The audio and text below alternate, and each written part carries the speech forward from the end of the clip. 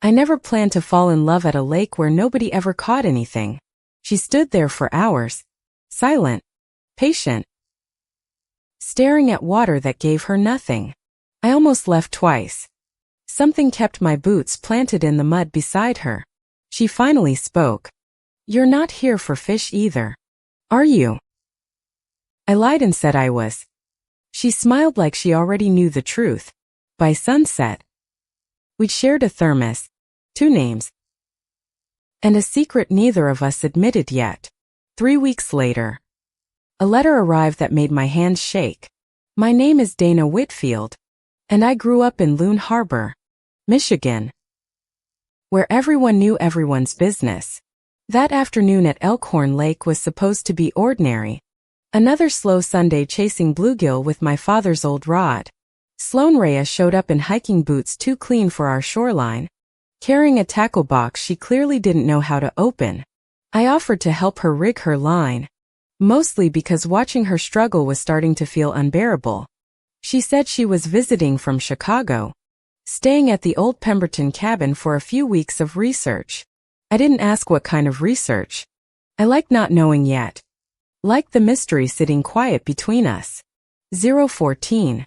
We fished side by side until the light turned orange, talking about nothing that mattered and everything that did. Neither of us caught a single fish, but neither of us wanted to leave the water.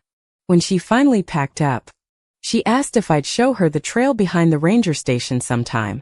I said yes before I'd finished thinking it through, which was unlike me in every possible way. That night I told my brother Caleb about her, and he raised an eyebrow but said nothing unkind. I told myself it was just a new friendship, the kind you strike up with summer visitors. Some part of me already knew that was a lie I'd have to keep telling myself for a while. We met again 2 days later. This time by the old grain silo where teenagers used to sneak beers. Sloan brought coffee in a chip thermos and admitted she'd never actually fished before that first afternoon. "So why were you out there?" asked, and she looked away like the question cost her something. "I needed quiet," she said. And apparently I needed someone patient enough to sit through my terrible casting. I laughed harder than the joke deserved, mostly because her voice made ordinary sentences feel like gifts. We started walking the shoreline every evening after my shift at the hardware store ended. She asked good questions, the kind that made me talk about things I usually kept folded away. I told her about my father's accident, about running the bait shop since I was 19. She listened without flinching, without offering advice I hadn't asked for, which surprised me more than it should have. One evening she reached over and tucked a strand of hair behind my ear, and neither of us moved for a long moment. "I should go," she whispered, but her feet stayed rooted in the sand next to mine. I didn't sleep that night, replaying the 5 seconds her fingers had grazed my cheek. My mother noticed the change in me before I said a single word about Sloan. "You've got a look," she said over dinner, and I pretended not to know what she meant. Loon Harbor was small enough that whispers traveled faster than the wind off the lake. Sloan and I started meeting later at night, past the hour when curious neighbors sat on porches. She told me about her fiancé back in Chicago, a man named Grant she hadn't spoken to in weeks. My stomach dropped at the word fiancé, though she said it like a weight she was trying to set down. "I haven't told him I'm not coming back the same person," she admitted, staring at her hands. I didn't ask what that meant. I was too afraid the answer would include me and terrify us both. We started leaving notes for each other in the hollow of an old oak by the pier. Hers were short, funny, sometimes just a doodle of a fish that looked nothing like a fish. Mine were longer than I meant them to be, full of things I'd never said out loud. One note from her simply read, "I think I came to this lake looking for you." I read it 7 times before folding it into my wallet, where it stayed for months. We kissed for the first time under the boathouse roof during a sudden July storm. Neither of us said anything after. We just stood there. Rain loud. Hearts louder. "I don't know what I'm doing," she whispered. And I told her neither did I. And that felt like enough. For 2 weeks we existed in a bubble. Stolen mornings. Whispered calls. A happiness I didn't know how to hold. Then my mother saw us holding hands behind the bait shop, and the bubble popped all at once. She didn't yell. She just went quiet in a way that scared me more than shouting ever could. "People will talk," she finally said. "And talk is the only thing that can hurt you here." I told her I didn't care what people said, though my voice shook when I said it. Caleb, my brother, surprised me by defending us at the dinner table, which started a fight that lasted hours. Sloane offered to leave town early, to spare me the trouble her presence seemed to be causing. "Don't you dare," I said, gripping her hand tighter than I meant to. "Don't run because of my mother." She stayed. But something had shifted, a wariness now living in the space between our shoulders. My father's old friend, Reverend Combs, stopped me outside the diner to have a word about my choices. I walked away before he finished his sentence, my hands trembling with an anger I didn't recognize in myself. Sloane found me sitting on the dock afterward, staring at water I no longer wanted to fish in. "I grew up hiding pieces of myself too," she said. "It doesn't get easier. You just get braver." I asked her what she meant, and for the first time, she looked like she regretted speaking at all. She admitted her family ran a real estate firm, and she'd come to Loon Harbor for work, not rest. Elkhorn Lake and its surrounding shoreline, including my family's bait shop, sat on land her company was eyeing. My chest went cold. "You've been walking this shoreline every night, and you never once mentioned that." "I was going to tell you," she said, before it turned into something I couldn't take back. "It already has," I snapped, and walked away before she could see how badly my hands were shaking. For 3 days I avoided the lake entirely, throwing myself into shop work until my body ached. Caleb told me I was punishing myself more than I was punishing her, and he wasn't entirely wrong. My mother, oddly, softened toward me during that stretch, though we still didn't speak Sloane's name aloud. I found a note in the Oak Hollow anyway. "I quit the project the same night you found out." I didn't believe her. Not fully. Not yet. But curiosity dragged me back to that shoreline regardless. She was waiting there, soaked from rain, holding a folder of emails proving she'd withdrawn from the deal. "I told them Elkhorn Lake wasn't for sale," she said. "Not while you're standing on it." I wanted to forgive her instantly, but trust doesn't rebuild itself just because someone says the right words. We agreed to slow down, to actually talk instead of drowning everything in stolen kisses and silence. She told me about growing up the only daughter expected to inherit a business she never wanted. I told her about giving up a scholarship in Ann Arbor to keep my father's shop afloat after his stroke. We realized we'd both been living lives shaped entirely by other people's expectations of us. "What do you actually want?" she asked me one night, and I didn't have an answer ready. "I want to stop being afraid of my own mother's face," I finally admitted, voice cracking slightly. She reached for my hand and said, "Then let's be afraid together instead of alone." Slowly, carefully, we started rebuilding what her secret had cracked, one honest conversation at a time. My mother caught us again, this time laughing together on the porch, and she didn't storm off. Instead, she sat down across from us and asked, quietly, how long this had been going on. I braced for another lecture, but she just nodded slowly and said, "I need time, Dana." Not judgment. It wasn't acceptance, but it wasn't rejection either. And for once that felt like real progress. Sloane's company sent a replacement negotiator to Loon Harbor within the week, a sharper man named Trent Whaley. He came straight to the bait shop, smiling too widely, offering numbers my family desperately needed. My father's medical debt made the offer tempting in a way that terrified me more than Sloane's secret had. Caleb wanted to sell. My mother wanted to sell. I stood alone against an offer that could save us. Sloane warned me Trent didn't play fair, that he'd already leaked plans to buyers behind our backs. "I can't ask you to lose your family's future for me," she said, guilt written across her face. "You're not asking," I told her. I'm choosing this because it's actually mine to choose. Trent escalated, offering my mother a private deal without telling the rest of the family first. I confronted her about it, and for the first time she admitted she was terrified of losing everything twice. I already lost your father, she said. I can't lose this shop too. I can't lose you either way. Her honesty cracked something open in me, and I finally understood the fear driving her every decision. Sloan found records proving Trent had falsified the shoreline's zoning status to speed up the sale. We brought the documents to the town council meeting, risking exposure of our relationship in front of everyone. Reverend Combs sat in the front row, arms crossed, ready to use our relationship against us publicly. Instead, an elderly councilwoman named Marge stood first and thanked Sloan for exposing Trent's fraud immediately. Whatever else is true about these two, Marge said, they just saved this town's shoreline from a con man. The meeting erupted into arguments about zoning law, and for one strange moment, no one mentioned us at all. Trent was removed from the negotiation entirely, but the damage to trust in town had already spread wide. My mother stopped speaking to me for 4 days straight, retreating into a silence I couldn't break. Sloan's own mother called, demanding she return to Chicago immediately to fix this humiliating mess with Grant.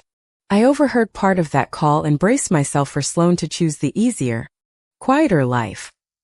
Instead, she told her mother, calmly, that she wasn't engaged anymore and wasn't coming back to pretend otherwise. Her mother hung up on her. Sloan sat on my porch steps and cried for the first time I'd seen. I just lost my job prospects and my family's approval in one phone call, she said, laughing bitterly. Welcome to my life, I said, and somehow that made both of us laugh through the tears. Grant showed up in Loon Harbor 2 days later, uninvited, insisting Sloan owed him a real explanation. He cornered her outside the diner, voice rising, accusing her of humiliating him for a phase. I stepped between them before I fully decided to, my hands shaking with something close to fury. She's not a phase, I said, and you don't get to talk to her like that. Grant sneered, called us both names the whole diner could hear, and stormed off toward his rental car. Sloan looked at me like I'd handed her something she didn't know she was still waiting for. That night she told me she loved me for the first time, quietly, like it scared her a little. I said it back before she'd even finished the sentence, and neither of us apologized for interrupting. My mother, overhearing us through the thin kitchen wall, went very still and didn't say a word. The next morning she left a plate of pancakes for 2 on the porch. No explanation attached. It wasn't a conversation, but it was the first gesture that felt like a door left open. Caleb finally told me his own secret that week. He'd been quietly dating a man in Traverse City for a year. Our mother's silence suddenly made more sense. She wasn't just afraid of me. She was afraid of losing both her children. I asked her directly why acceptance felt so impossible for her, and she finally told me the truth. Decades ago, before my father, she'd loved a woman named Ruthie and let the town's judgment end it. I chose safety, she said, and I've regretted it every year since, in ways I never told anyone. Hearing that broke something in me and rebuilt it at the same time, softer than before. Then help me not make your mistake, I said. And for once she didn't have an answer ready. Sloan's company, embarrassed by Trent's scandal, quietly offered her a severance package to disappear without further noise. She turned it down and instead helped Marge and the council draft protections for the shoreline permanently. Word spread through town that the outsider had saved Elkhorn Lake, and opinions of her slowly began to shift. Reverend Combs, of all people, stopped by the bait shop to thank her, awkwardly, for exposing the fraud. He didn't apologize for his earlier judgment, but the visit felt like a small crack in old walls. My mother started asking small questions about Sloan, careful ones, like testing water she wasn't sure was safe. Does she make you happy? She finally asked one evening, refusing to meet my eyes as she said it. More than I knew was possible, I answered honestly. And she nodded once. Slowly, like accepting a verdict. Sloane decided to stay in Loon Harbor permanently, renting the Pemberton cabin instead of returning to Chicago at all. Her mother still refused contact. A wound Sloane carried quietly beneath every smile she gave me. I promised her my family, however imperfect, would try to be enough to fill some of that gap. We started building a life in small, ordinary ways. Shared groceries, borrowed books, arguments over whose turn it was to cook. Just as things steadied, an old letter surfaced that neither of us expected, addressed to me from years earlier. It was signed only SR, a childhood pen pal from a summer camp letter exchange I'd forgotten entirely. Sloane went pale reading it over my shoulder. I wrote that, she whispered. I was 12. We realized that we'd been anonymous pen pals a decade before that fishing afternoon ever happened. I remembered your camp name my whole life, she admitted.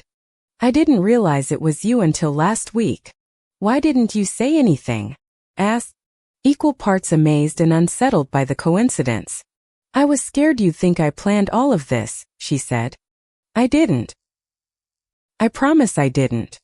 The revelation rattled me, dragging up old doubts about whether any of this had been real or arranged. I needed space to think, and Sloane, respecting that, didn't chase me down for answers I wasn't ready to give. My mother, surprisingly, was the one who talked me through it, calling the coincidence the universe, not a scheme. Sometimes people find their way back to each other twice, she said, if they're supposed to end up together. I realized I was more afraid of coincidence meaning something than of it meaning nothing at all. I went to the cabin and told Sloane the truth. The letter scared me because it felt like fate demanding something of me. Fate doesn't demand anything, she said. It just opens doors. We're the ones who choose to walk through. We sat with that old camp letter between us and slowly, carefully, chose each other all over again. Just then, Grant reappeared in town one final time. This time with lawyers threatening to sue over broken engagement costs. Sloane, exhausted but resolute, refused to be intimidated and hired her own attorney using savings meant for a house. The legal threat dragged for weeks, draining money and energy from both of us in equal measure. My mother, unexpectedly, offered to help cover legal fees, an act that stunned me more than any apology could. Your family, she said simply. Family doesn't watch family drown, even if I'm still learning what that means. The lawsuit collapsed once Grant's own lawyer discovered he'd been unfaithful throughout most of the engagement. Sloane felt no triumph, only relief, and a quiet grief for years spent building a life meant for someone else.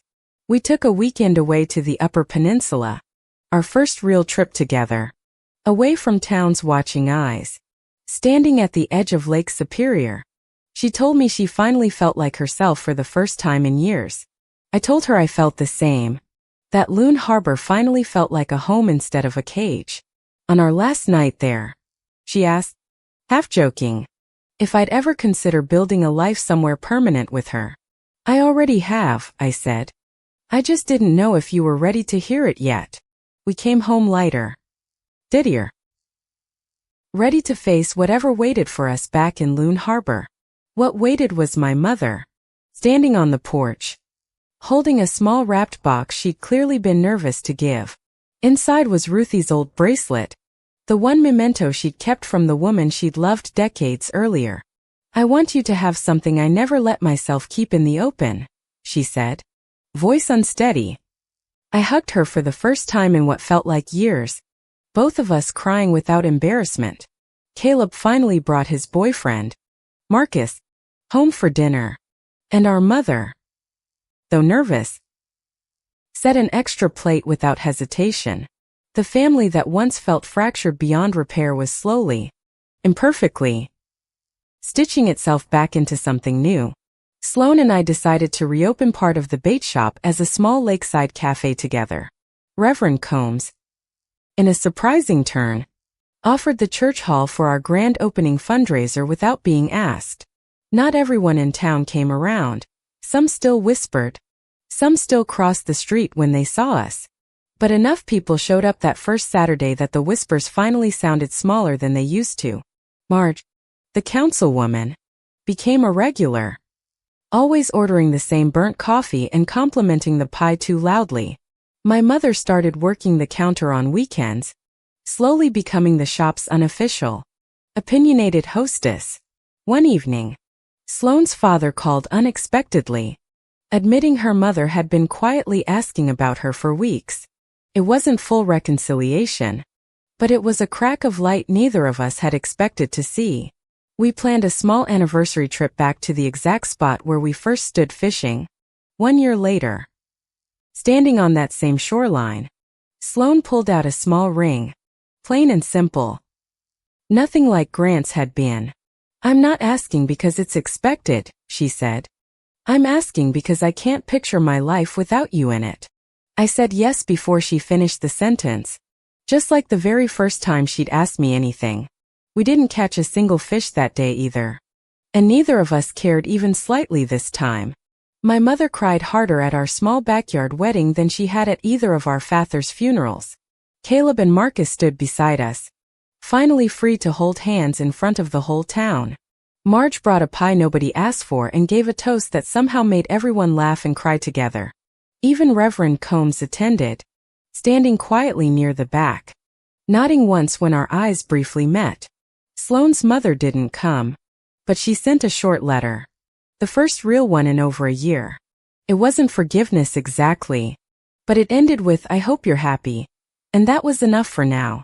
We hung the old camp letter, framed above the cafe counter as proof that some things find their way back. Ruthie's bracelet sat in a small case beside it, a quiet tribute my mother insisted on displaying. Loon Harbor didn't transform overnight, but it slowly made room for us, the way small towns sometimes eventually do. I used to think love had to hide here to survive. Now I know it just had to be brave enough to stay. 2 women, 1 lake, and an afternoon nobody caught anything became the beginning of everything that mattered most. Andy.